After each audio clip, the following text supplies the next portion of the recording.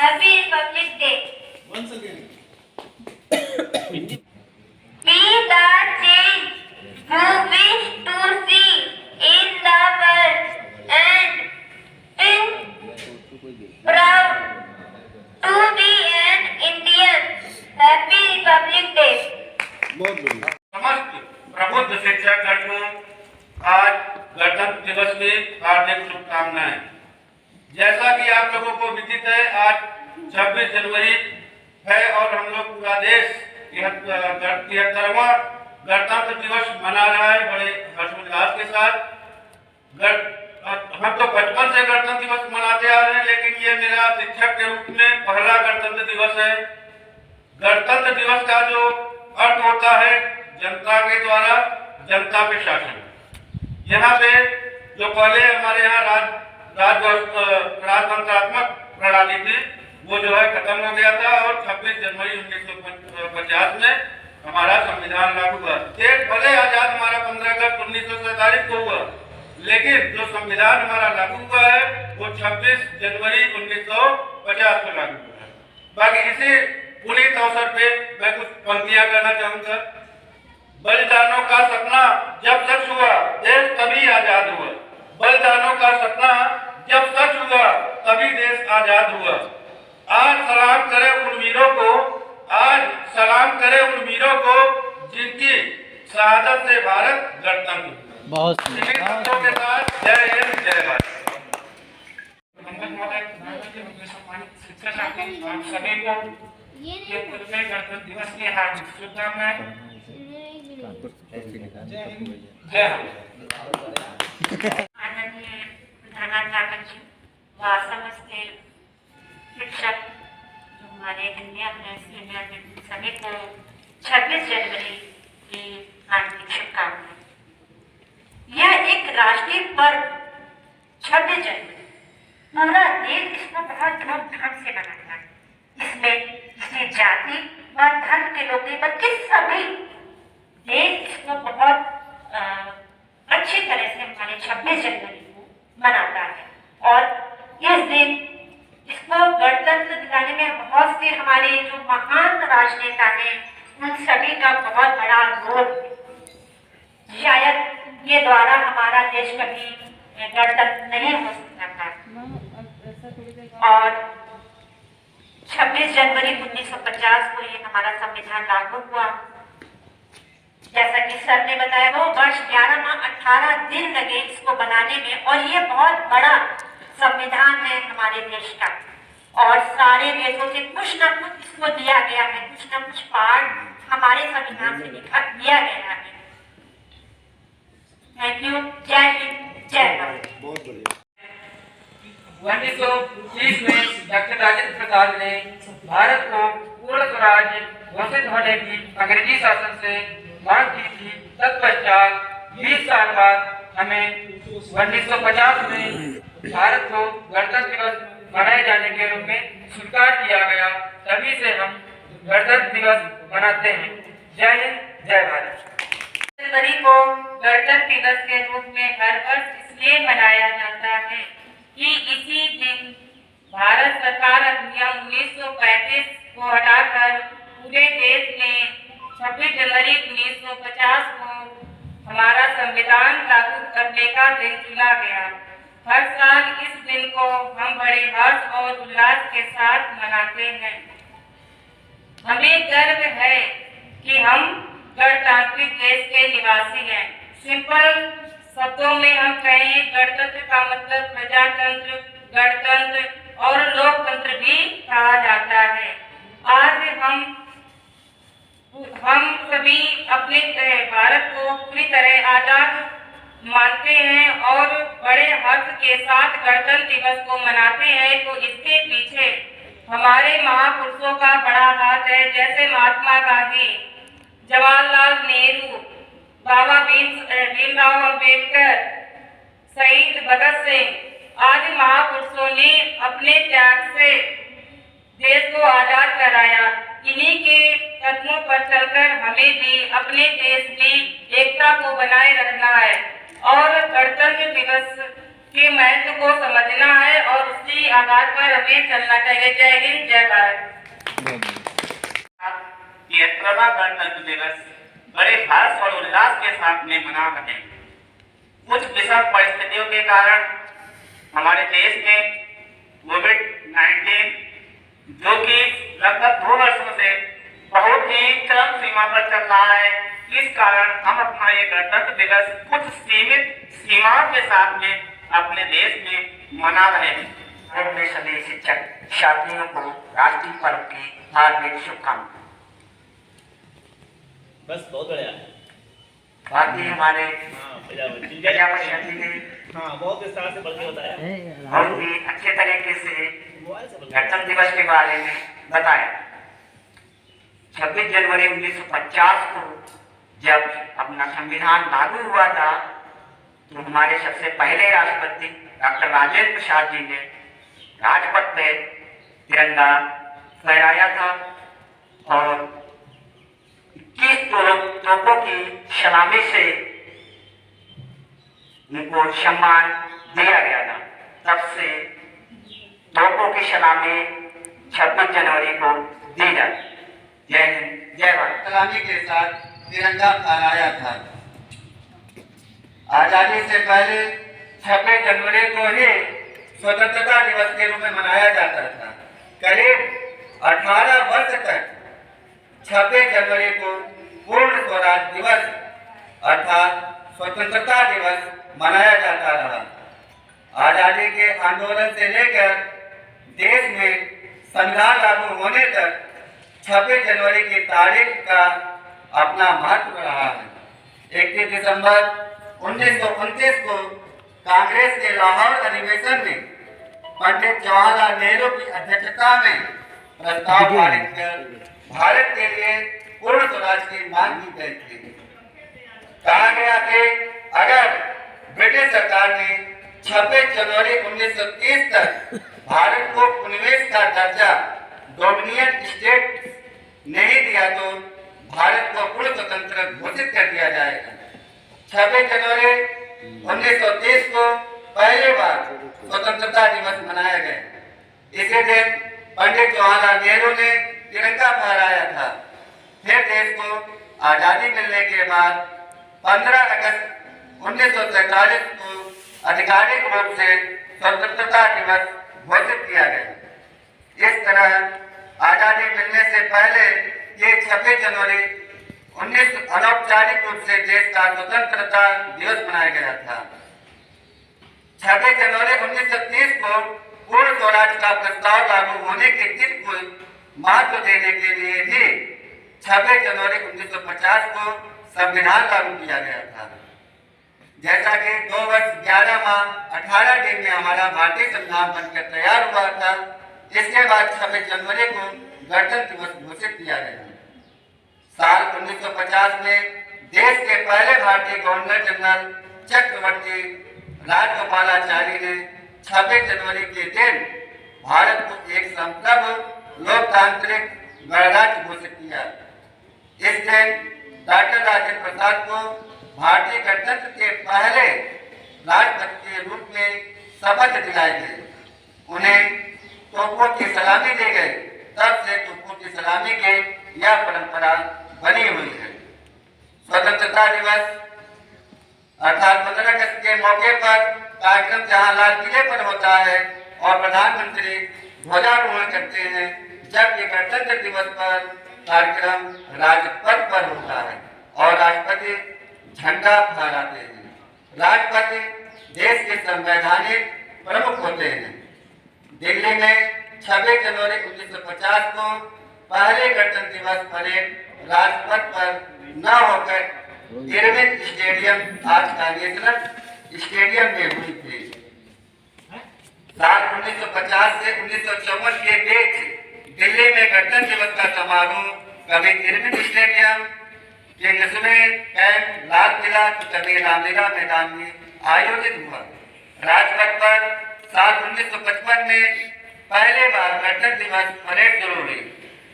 8 kilometre की दूरी तय करने वाली यह परेड राजसेना हिल से शुरू होकर राजपथ इंडिया गेट से गुजरते हुए लाल किला पर खत्म होती है।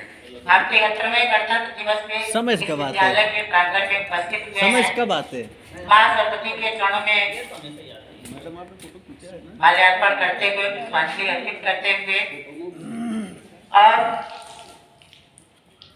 समस्त स्वतंत्रता सेनानियों के चरणों में पुष्प अर्पित करते हुए विद्यालय के परम आदरणीय प्रधानाचार्य आदरणीय उप प्रधानाचार्य और सम्मानित समस्त शिक्षक शिक्षिकाओं का गणतंत्र दिवस के इस पावन अवसर पर हार्दिक स्वागत और अभिनंदन करते हैं और गणतंत्र दिवस की हार्दिक शुभकामनाएं। जैसा कि सभी को मालूम है, हमारे देश 15 अगस्त 1947 को आजाद हुआ। फिर उसके बाद ब्रिटिश शासन अधिनियम 1935 के अंतर्गत ही आपका शासन चलता रहा। 26 जनवरी 1950 को हमारे देश का संविधान लागू हुआ और जब संविधान लागू हुआ तब ये माना जाता है कि वास्तविक हमें स्वतंत्रता 26 जनवरी 1950 को ही मिली, क्योंकि इसके पहले जो भी शासन हुआ वो ब्रिटिश शासन अधिनियम 1935 के अंतर्गत ही किया जाता था। जब संविधान हमारा लागू हुआ तब वास्तविक रूप से स्वतंत्र हम उसी दिन। अब यहाँ पर संविधान से संबंधित कुछ हम तार्किक अपने विचार हम देना चाहते हैं, जो कि आज के संपादकीय में अमर उजाला के संपादकीय में भी संविधान विशेषज्ञ द्वारा अपने विचार रखे गए हैं। यहाँ भारत शिक्षा के क्षेत्र में साक्षरता के क्षेत्र में अगर देखा जाए 2011 के अनुसार तो 74.04% भारत ने साक्षरता दर हासिल कर ली और अभी 21 साल का आंकड़ा नहीं आया है, लेकिन फिर भी अनुमान लगाया गया है कि साक्षरता दर 77.07 पहुंच गई है। अब यहाँ एक प्रश्न चिन्ह हम लगाते हैं, भारत साक्षर तो हो गया लेकिन संवैधानिक साक्षरता में भारत अभी बहुत ही पीछे। संवैधानिक साक्षरता का तात्पर्य होता है कि संविधान से हमें राष्ट्र को ऊर्जा मिलती है, व्यक्ति को ऊर्जा मिलती है। ये आज का संपादकीय का एक न्यूज है, इसमें लिखा हुआ है कि संविधान से राष्ट्र को ऊर्जा मिलती है। जब संविधान से राष्ट्र को ऊर्जा कैसे मिलती है, यहाँ ये भी समझने का है, क्योंकि संविधान से ही देश आगे बढ़ता है। शासक और सरकार संविधान के अनुरूप को ही मानकर चलती है और जब हम संविधान को ही नहीं जानेंगे, संविधान को ही नहीं समझेंगे, हम साक्षर होते भी संवैधानिक निरक्षर, साक्षर होते हुए भी हम संवैधानिक निरक्षर हैं। अब जहाँ संविधान की बात कहा गया है कि संविधान में राष्ट्रभाषा जो भारत में 22 बोलियां बोली जाती है, कितनी बोलियां बोली जाती हैं? 22 भाषाएं बोली जाती हैं। उन भाषाओं में भी 22 भाषाएं बोली जाती है। उन 22 भाषाओं में भी एक भाषा को सर्वप्रमुख भाषा माना गया है, वो ही हिंदी।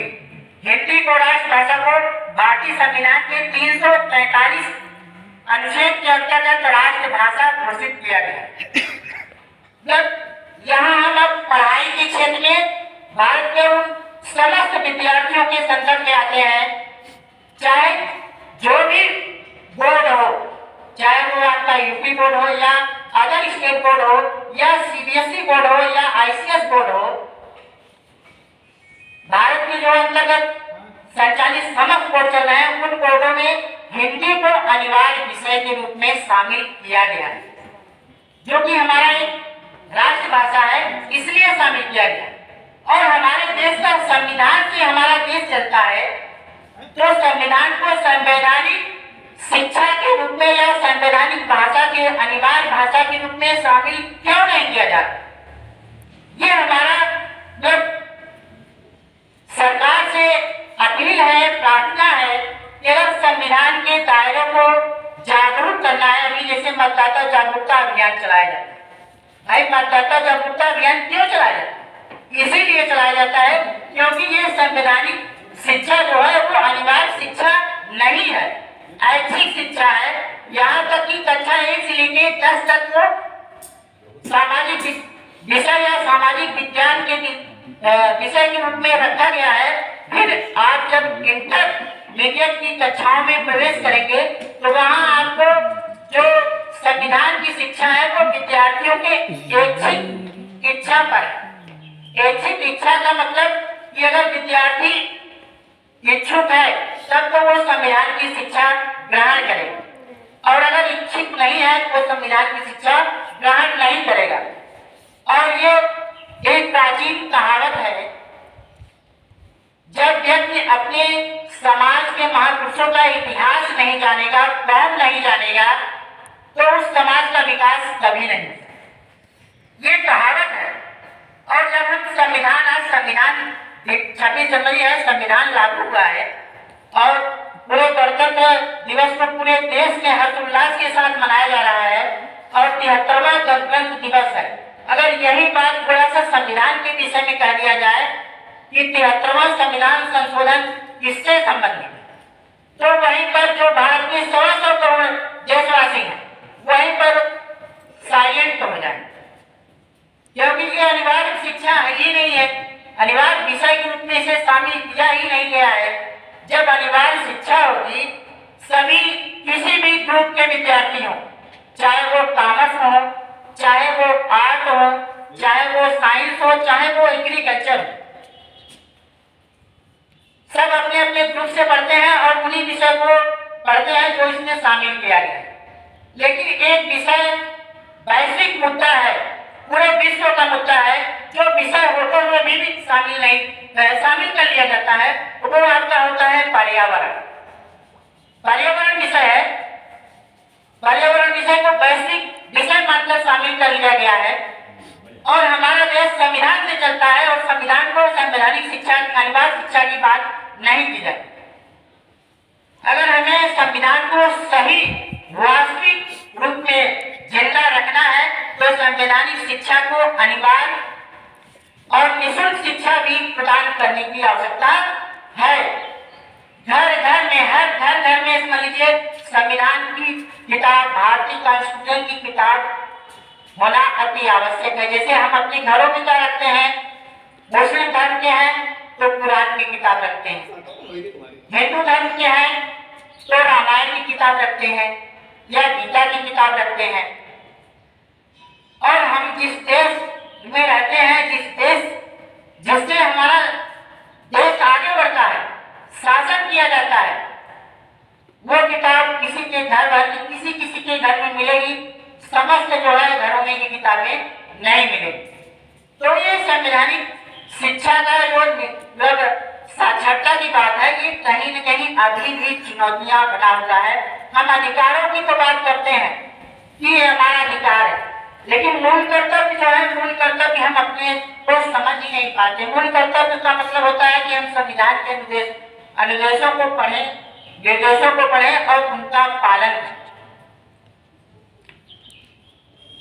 शिक्षा के मामले में भी शिक्षक बनने के लिए तमाम परीक्षाएं आयोजित की जाती हैं। पात्रता परीक्षा, शिक्षक भर्ती परीक्षा, और देश में जो सांसद होते हैं, विधायक होते हैं, अगर देश का राज्य और उन्नत करना है तो इनके संदर्भ में भी राजनीतिक शिक्षा की बात होनी चाहिए, संवैधानिक शिक्षा की बात होनी चाहिए। अगर संवैधानिक शिक्षा प्राप्त करके व्यक्ति वहां पर पहुंचेगा, सांसद विधायक बनेगा, तो अवश्य ही वो देश का और राष्ट्र का विकास करेगा। और विद्यार्थी अगर अनिवार्य शिक्षा के रूप में संवैधानिक शिक्षा को पढ़ेगा, चाहे वो उसका कोर्स हो या ना हो, लेकिन अनिवार्य शिक्षा है तो आपको संवैधानिक शिक्षा जो है स्टडी करना है, पढ़ाई करना है। राष्ट्रभाषा हिंदी होने के नाते हम पढ़ते हैं और यहाँ तक भी नियम बनाया गया है कि अगर हिंदी में अगर हम छात्र अनुत्तीर्ण हो जाता है तो वो अनुत्तीर्ण माना जाता है, दूसरे विषय में अगर पास है तो भी अनुत्तीर्ण माना जाता है। तो संवैधानिक शिक्षा को भी अनिवार्य बनाया जाए ताकि लोग अधिक से अधिक जागरूक हो और लोकतंत्र को मजबूत कर सके और एक श्रेष्ठ और सशक्त भारत का निर्माण कर सके। यही हमारा कहने का उद्देश्य था कि हमारा सृजनात्मक विचार था। इन्हीं सब बातों को साथ जो है हम अपनी वाणी को विराम देते हैं, लेकिन पूर्ण स्वतंत्रता सेनानियों के लिए हम एक स्लोगन के माध्यम से अपनी बातों को समाप्त करना चाहते हैं। आओ झुककर सलाम करें उन्हें जिनके हिस्से में ये मुकाम आता है। खुशनसीब वो कौन होता है जो देश के काम आता है, जो देश के काम आता है। भारत माता की जय। भारत माता की जय। भारत माता की जय। डॉक्टर भीमराव अम्बेडकर अमर रहे। डॉक्टर भीमराव अम्बेडकर अमर रहे। डॉक्टर भीमराव अम्बेडकर अमर रहे। 26 जनवरी जिंदाबाद। 26 जनवरी जिंदाबाद। 26 जनवरी जिंदाबाद। जय हिंद, जय भारत। जय हिंद, जय भारत।